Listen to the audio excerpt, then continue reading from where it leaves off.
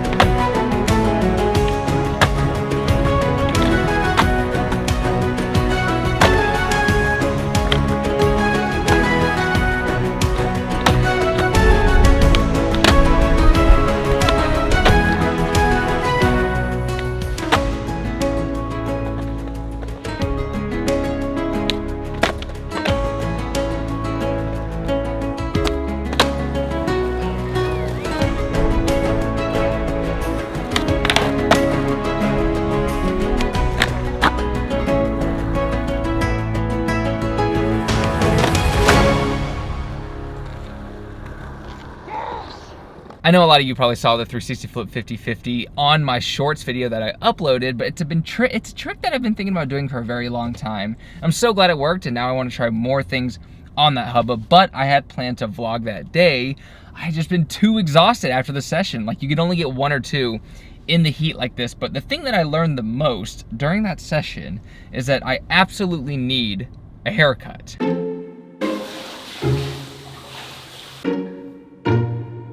This feels awful.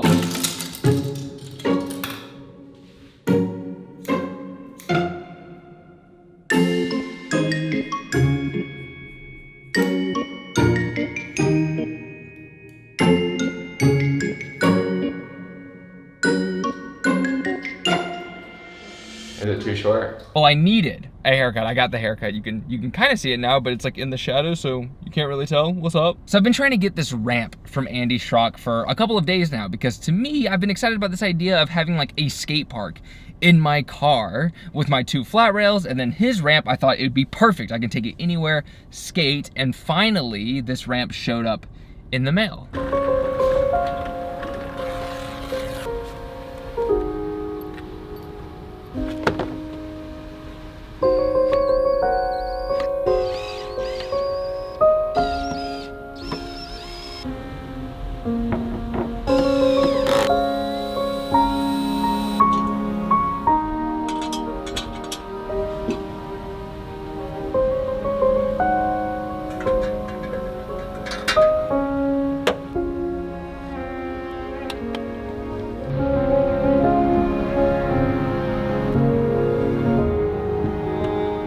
So Revive Skateboards actually had like 100 of these ramps. They sold out right away, and I missed the sale, so luckily the guy who built them allowed me to have another one. So now I officially have pretty much the entire skate park in my car.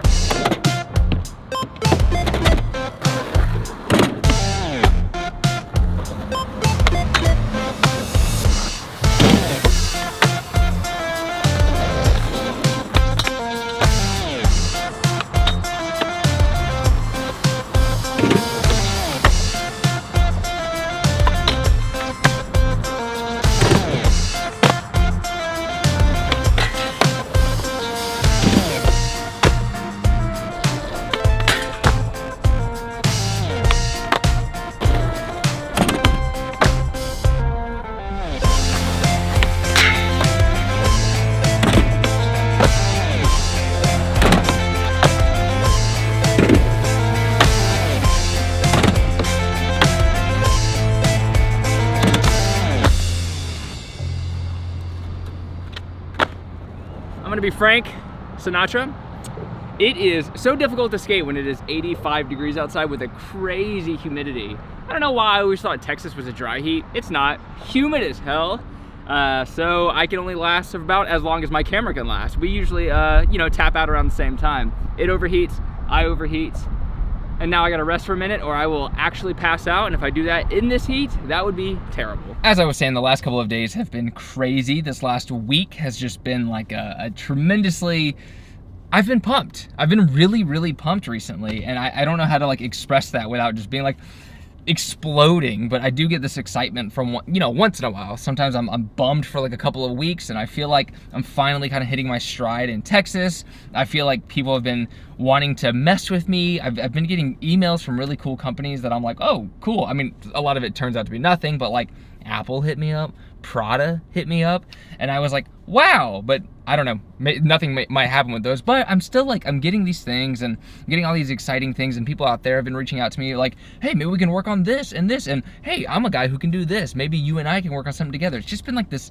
flow of like creative energy between like people out there watching the videos, companies, me, and it's been really stimulating. So today is the same day that I skated that ramp. This isn't like a completely different day. So this is, you know, between 2 days is where all this footage is. It's just so hard to film for one day because of the heat. But I did get a lot of creative shit done. But there was a conversation that has to do with a quote that I want to kind of reiterate that happened on my YouTube channel with my last video talking about Braille pros. And in the video, I basically said, I'm no longer gonna be the guy who talks shit. I have done that in the past a little bit. I try to avoid that. I'm kind of the guy who I want people to come to when they want like a positive thing, a positive experience, because yes, in skateboarding there are a lot of YouTubers who do the positivity thing, but I think in real life and on YouTube, etc., you get a lot of the opposite. You get a lot of criticism. You can kind of pick and choose what you want. You want a little motivation, you want a little shit talking, it's all there. And it became like an actual discussion. People in the comments were talking about how it's a good thing to have criticism towards things. It's a good thing that, you know, people out there are calling other people out for this and this and that. And the truth is, I don't know where I sit on it. I know that for a fact, the version of myself that I respect the most will be the one who talks no shit.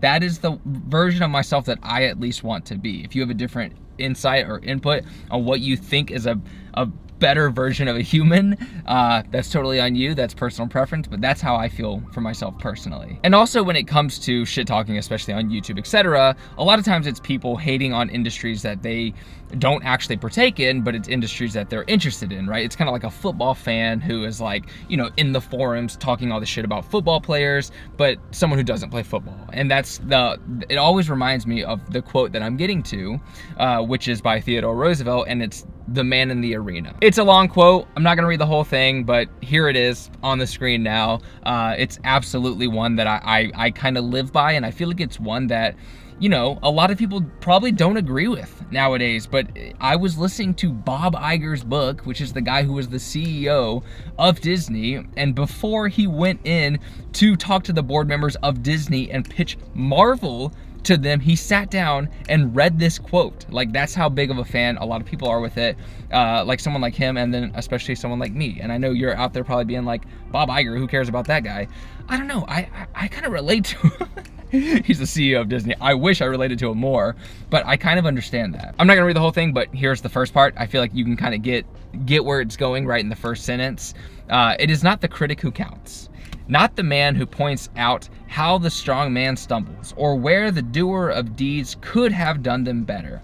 The credit belongs to the man who is actually in the arena, whose face is marred by dust and sweat and blood, who strives valiantly, who errs, who comes short again and again, because there is no effort without error and shortcoming. Maybe you're rolling your eyes, but I think that is just a mindset I've had since I was younger, and I literally cannot be the person who kind of criticizes or hates on anything that I don't understand. When I get interested in anything, instead of becoming the critic, who you can build an audience with other critics about certain things. I mean, how many movie critics are out there who have whole communities based on people who like to talk about the movies? I can't do that. I just can't, unless I can create something similar. So clearly my art does not get anywhere close to a manga artist, but I can understand where their mindsets are and where storytellers' mindsets are by trying to create my own, which is why I go through the process of trying to create all those things. And one day when I can achieve that, when I can draw